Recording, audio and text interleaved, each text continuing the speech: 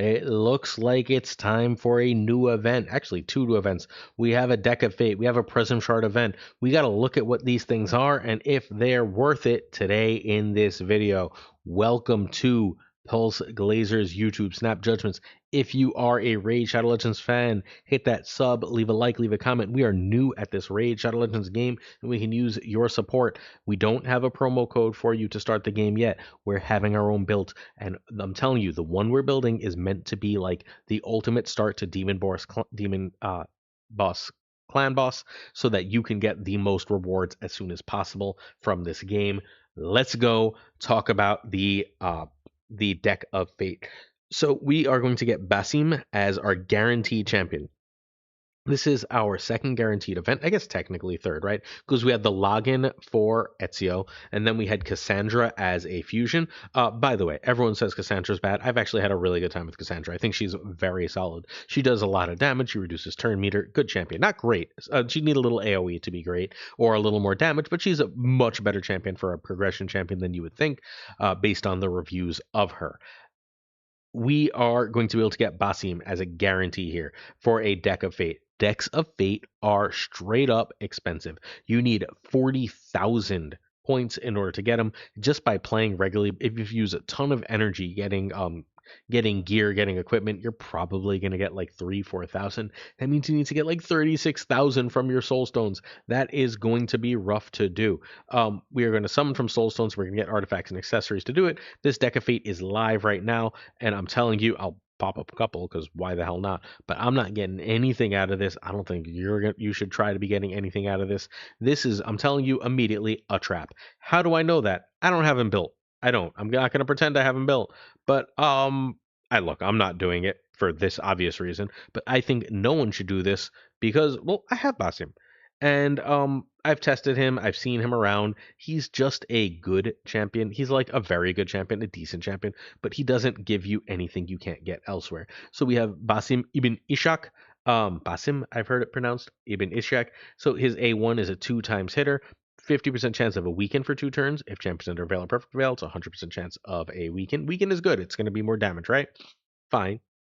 Then a 50% chance of a debuff spread effect, 100% if under Veil or Perfect Veil. So debuff spread is really important. If you have Michelangelo, you know that. If you've been playing long enough to have the Ninja Turtles, you know that because you know Michelangelo does that. But if you have Michelangelo, you already have someone who does this, who's probably a better utility champion overall. If you don't have a debuff spreader and you do have Xenomorph, maybe you started playing during Xenomorph, debuff spreading for Xenomorph is pretty good, except hang on. Mikey, where's Mikey? Mikey's debuff spread on his A2 right here is going to all debuffs from target and place them on all enemies while ignoring 25% resistance if you crit, and you're always critting, right? Basim is one random debuff.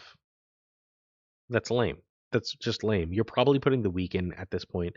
It's not nearly as good. It felt like it was gonna be really good, and then you're just like, oh wait. It's also like 5 levels of just plus 5% damage, so it's very whatever there. How about, okay, attacks all enemies, ignores 50% of target defense. That's awesome. No complaints. Savage gear, let's go. We'll ignore 30% instead if it's champions under Veil or Perfect Veil, which means if we throw a Savage gear on there, and let's just take a quick look at some Savage gear so we can see this. Where are you, Savage? Savage is my most used gear. We can ignore 55% of target defense. Obviously, that's huge just from those two things. We can also use, I believe it's lethal gear to get much of the same effect. We have 70% chance of a block active skills for 2 turns. That's huge, right? All enemies block active skills is huge. This is a cheat code. If you are struggling with the, particularly with the event dungeon, all of a sudden this guy starts to look better because you can block active skills on all those extra minions, and then you're really strong.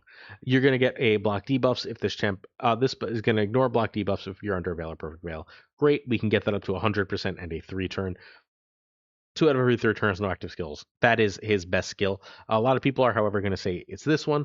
I think that this is very good. I think that this is completely cracked. Attacks one enemy 2 times. Deals 5% more damage for each buff or debuff on the champion, 5% more damage for each buff or debuff on target, stacking up to 100. Places a perfect veil for 3 turns, 3 turns with an extra turn. So it's really 2 turns, but it's a 4 turn cooldown because, well, 3 turn cooldown. So we should be able to keep this up at all times, right? -1 cooldown, and then the instant turn, we get an extra turn. So this is really good, right? Like The problem is it's only attacking one enemy, but it does give you an extra turn, so it's got that extra value. So attacks all enemies, 15% of target defense. That's we're gonna do this into this, and now we're going to basically be able to block everything.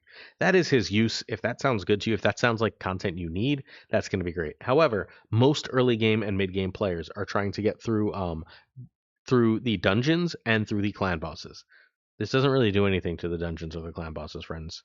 He has the everything is permitted passive, which is really nice if you have a bunch of assassins on the same team. If you got Cassandra, all of a sudden his value goes up. And then Masterful Thief. Whenever this champion is attacked, steals one random buff from the attacker and transfers one random buff from this champion to the attacker. These effects ignore polymorph. This is his best skill by far. Like, it's a passive, it doesn't require anything. Ignores 25% of resistance when using skills if under Veil Perfect Veil, which means we get that, like, basically bow accuracy. But what's really good is if someone attacks him and you have to build him tanky for this to matter, he's gonna steal a buff and transfer a debuff. That's great. That's really, really useful. He's good. I'm not saying he's bad. I'm saying, is he worth it? I tend not to think so. And like, we're going to look at why now in the video. It feels like a good time to show you why. Let's go over to Hell Hades. This is Hell Hades, where he's been out. So like, Hell Hades that had it in his hands and had time to review. Hell Hades is the website to go to for this. I check all the big creators and numerous smaller creators. I check Crucian, who's like the #1 creator. I check Cobb, I check Ash, a whole bunch of other creators, a few smaller ones that's names are now escaping me. Please excuse me. If you're a smaller creator, by the way, and you'd like to do something together, let me know. I'd love to do some more raid collab stuff. Basim is a sacred order built around Perfect Veil, dealing heavy accuracy. We can make him a strong arena and PvE champion, control hybrid, especially alongside other assassins like Ezio. So, do you need an arena champion? If you need an arena champion, he is a 4.5 star arena champion. Genuinely great. But if you're looking for PvE, and if you're early game, I want to be totally clear, you're looking for PvE. He's mediocre, 3.5 stars into all the different core areas, right? Into Demon Lord, Hydra, and Chimera. Not great into Amius. Good into Hydra, Chimera trials, fine. But like not great into Chimera, just good at getting you some trials done. Eh. Um, really good at Sinatra's hard, at the Curse City hard, fine.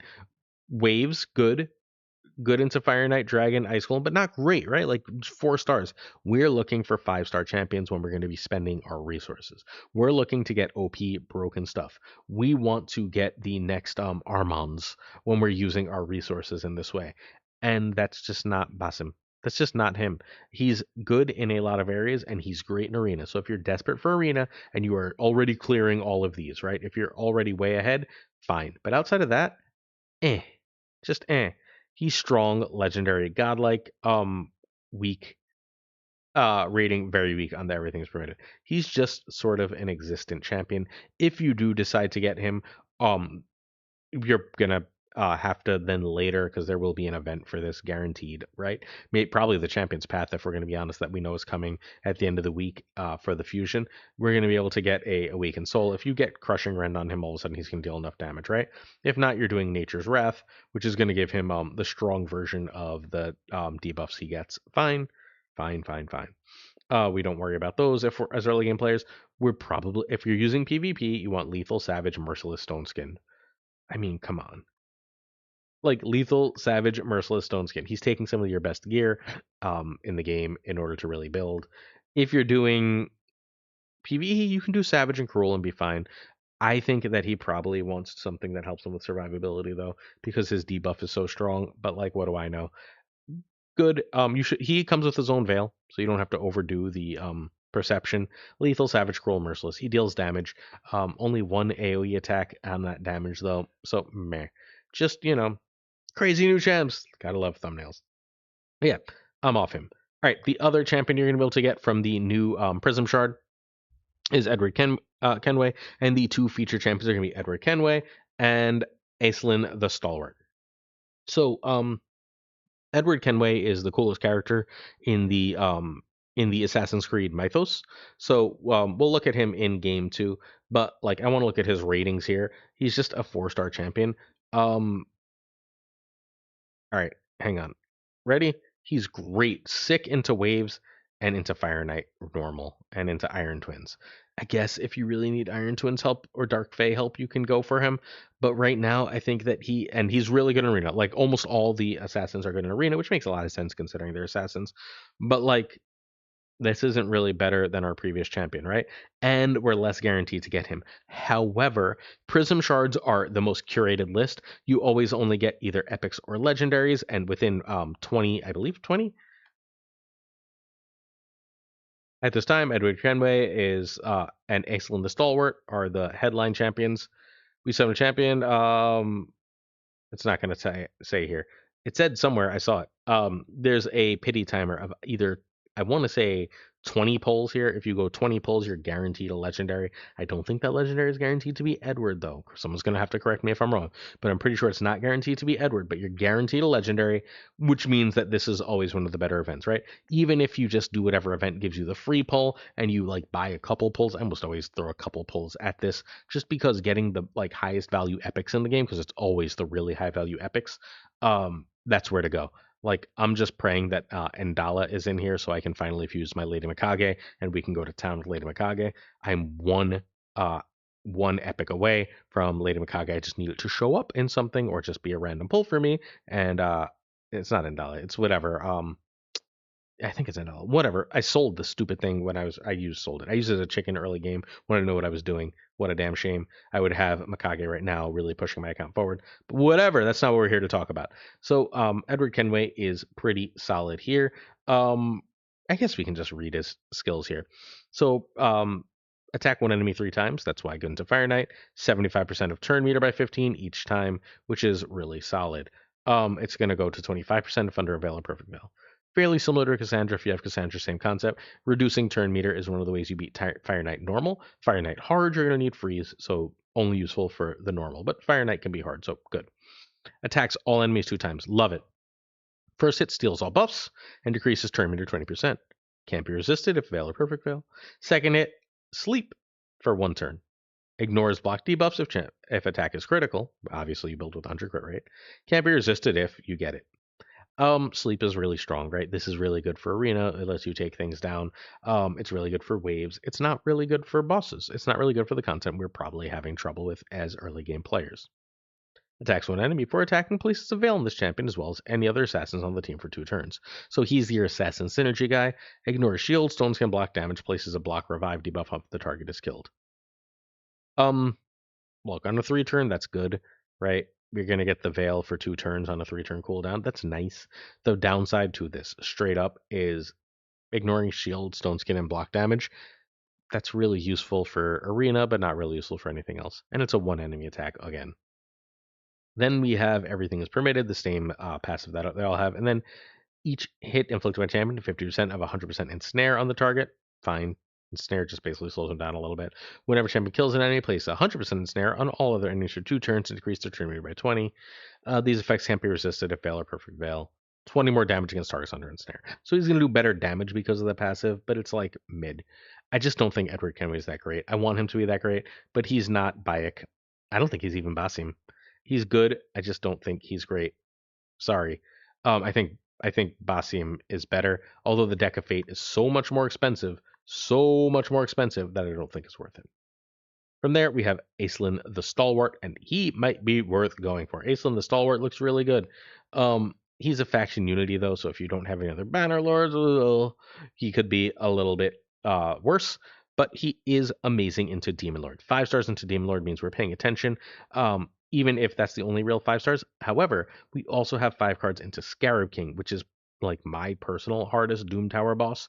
Being able to have a champion that I could just build and be like Scarab King is solved, and that I could potentially throw into Demon Lord. I'm looking to upgrade my Demon Lord team always.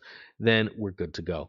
Aislinn might be worth getting for those 2 things. Again, outside of that, all the best champions are like going to be 4-star into the early dungeons. And Dragon and Ice Golem is fine. Getting that extra Ice Golem is not bad. Defense in all battles, whatever. Unity Aura for Banner Lords, an extra 15 HP. Not bad. My only good Banner Lord really is Michelangelo, though. Attacks one enemy, 50% chance of a stun.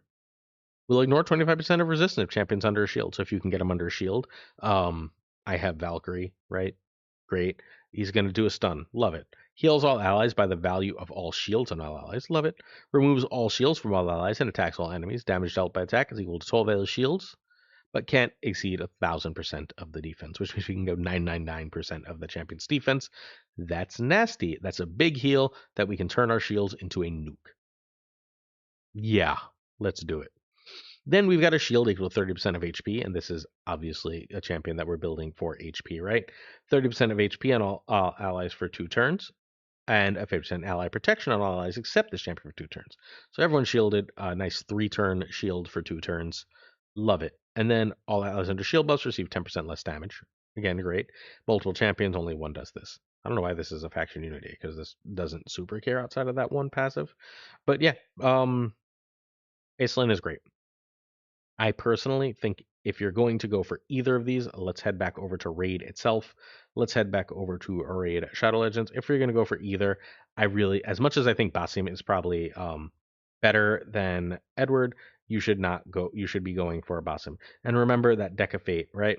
I just want to show you what the Soul Stones are. I've got. Oh no, I want to see. I've got 111, 11, and 2, right? So back here, back here. And then I just want to hit the info. You can get Basim. We can get some other good stuff here. Nothing amazing, but some other good stuff here. All right, what? How do I see what each thing is worth? There's a way to see it, but I don't know what it is. But basically, I'd have to use everything. I'd have to use everything without a double bonus, and that's just not worth it to me. Like that's just not worth it. I want to save that for a double bonus and save that for a broken champion. Hilvy was worth it. I didn't have this saved up for Hilvy. Hilvy was worth it. Getting Hilvy in this way was absolutely worth it. Hilvy is a good example of a champion you do pull for, while Basim, who I like, is a good example of a champion that you should not blow your whole load for. And he is, however, Deck of Fates just require your whole load. Iron Twins are hard. They take up a lot of energy and a lot of time. And if you're a newer early game player, you probably want to save for something that is completely insane. That said, being able to go into the prism, when does that even load? It start. It doesn't even say when it starts, right? Double checking the Twitter real quick. February 17th. Oh, it's not even until February 17th. So it starts tomorrow. So we start tomorrow. And it's worth pulling at least one of those. There will be an event. There's always an event to pull a prism shard.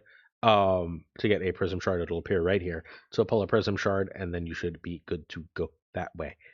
But as we are, that's where I land. You're going to want to pull a couple prisms, not necessarily for Edward. You don't actually want Edward, but the other Banner Lord, blah,